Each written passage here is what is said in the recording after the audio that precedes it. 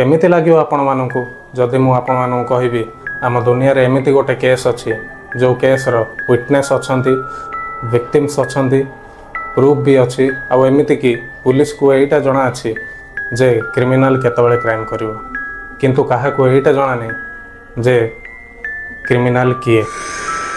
आज को प्राय 10 वर्ष है प्रतिदिन क्रिमिनाल तार क्राइम कर चलছে किंतु पुलिस को यहीटा जना नहीं जे क्रिमिनाल किए आ से क्राइम केमिति करुछि।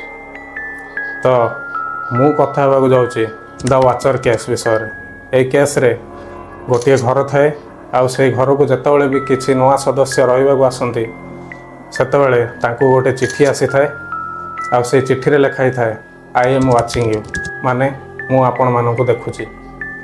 तो आज भिडियो रे मु कथा होगा जाऊँगी कौन पे यहाँ गोटे मिस्टरीयस वीडियो आउ ए मिस्ट्री केमती सॉल्व होनी कौन पे कौन सी पुलिस कौन सी वकिल आउ कौन सी अदालत ए केस को सॉल्व करि पारनी।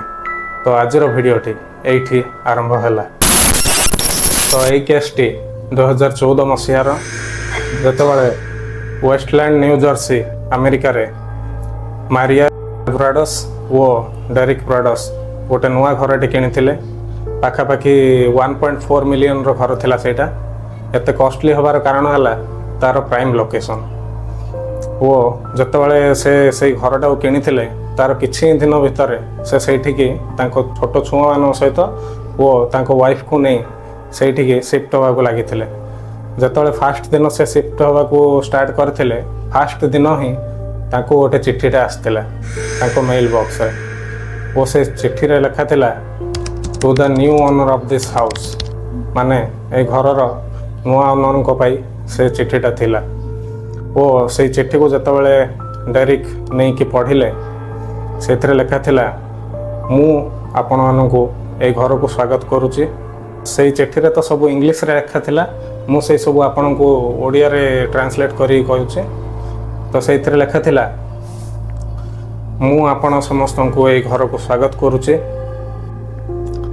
आपण ए घर को केमिति आसी गले कौन ए घरर शक्ति आपण को एठी टाणी आनिला जहाँ भी हो आपण जेतेबाला एठी आसी जानिछंती तो एबे किसी इंटरेस्टिंग लगे कौन आपण जानिछंती से घरर कांथरे कौन अच्छी बा किए अच्छी कौन आपणक छोट छुआ मानक बड़ हवाई आपणक पुराना घर यथेष्ट अंथिला कौन पे आपण से ये आनिले जहाँ हो आपण जितेबाला ये आनी देइछंती सेमानंको तो मो पई ही भल होगला मु किछि दिन भितर जमती तांको ना सब जानी जीवे मु सेमानंको भी चिट्ठी लिखिया को लगी। से चिट्ठी रे एटा भी लिखा थिला जे आपण भाबुथुवे मु किए तो मु आपण मानक कहबा चाहिबी जे आपणक घर दे पाखापाखि 200टा गाड़ी दिन को क्रॉस करे से गोटे गाड़ी रे ही मु जाए वो आपणक झरकारु जितेबाला आपण बाहर को देखिए आपण बहुत सारा झरका देखा जिवो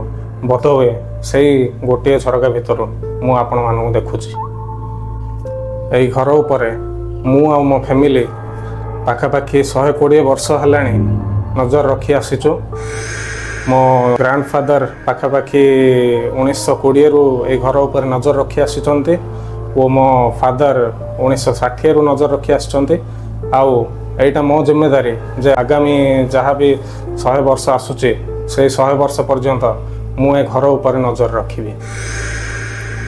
फ्रॉम द वाचर एति लिखाई से चिट्ठी रे। कथा तो सेतेबेले बढ़ीगला जितेबाला ये चिट्ठी सेमानंको रेगुलारली आसवा लगे वो से पर्सनाल रु पर्सनाल कथा लिखा होता सेटा छोट छुआ मान विषय हो कि स्वामी स्त्री विषय हो बहुत ही पर्सनाल कथा लिखा होता से वो बहुत खराब खराब कमेंट भी पास करा होता। वो एमती भी होता जे से चिट्ठी जरिया रे सेमानंको डरा भी जाउथला।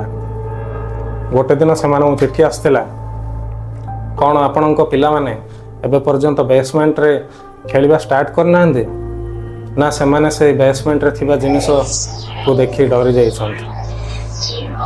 जहाँ भी हो मु आपणको सजेस्ट करिबी जे आपणक छुआ मानंको से बेसमेंट को पठांतु नहीं କାରଣ ଯେତେବେଳେ ବି ସେମାନଙ୍କୁ ସେଇ ଜିନିଷଟି ମିଳିବ ସେମାନେ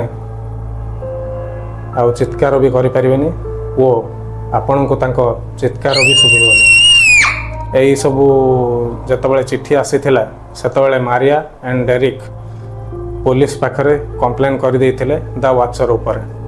ଯେତେବେଳେ ପୋଲିସ ପାଖକୁ ଏଇ କମ୍ପ୍ଲେନ୍ଟି ଆସିଥିଲା ସେ ବହୁତ ଇନଭେଷ୍ଟିଗେସନ୍ କଲେ, ଇମାନଦାରୀରେ ଇନଭେଷ୍ଟିଗେସନ୍ କଲେ ଓ ସେ ଘରକୁ ପୁରା ସର୍ଚ୍ଚ କରିଲେ, ତଥାପି ତାଙ୍କୁ କିଛି ବି ଏଭିଡେନ୍ସ ମିଳିନଥିଲା ସେଇ ଘରେ। ତ ଏଇଟା ଥିଲା ମିଷ୍ଟେରିୟସ୍ କେସ୍ ଯେଉଁଟା ଆଜି ପର୍ଯ୍ୟନ୍ତ ଅନସଲ୍ଭ ହେଇକି ରହିଛି। ତ ଆପଣମାନେ କ'ଣ ଭାବୁଛନ୍ତି ଦ ୱାଚର ଯିଏ ଚିଠି ଲେଖୁଛି ଇଏ କିଏ? ସେ କ'ଣ ଗୋଟେ ମଣିଷ ନା କୌଣସି ଗୋଟେ ଏଣ୍ଟିଟି? ତ ଆପଣଙ୍କ ଓପିନିଅନ୍ କମେଣ୍ଟରେ ଜଣାନ୍ତୁ। ତ ମୁଁ ଶଙ୍କର ଆଜିର ଭିଡ଼ିଓକୁ ଏଇଠି ଶେଷ କରୁଛି।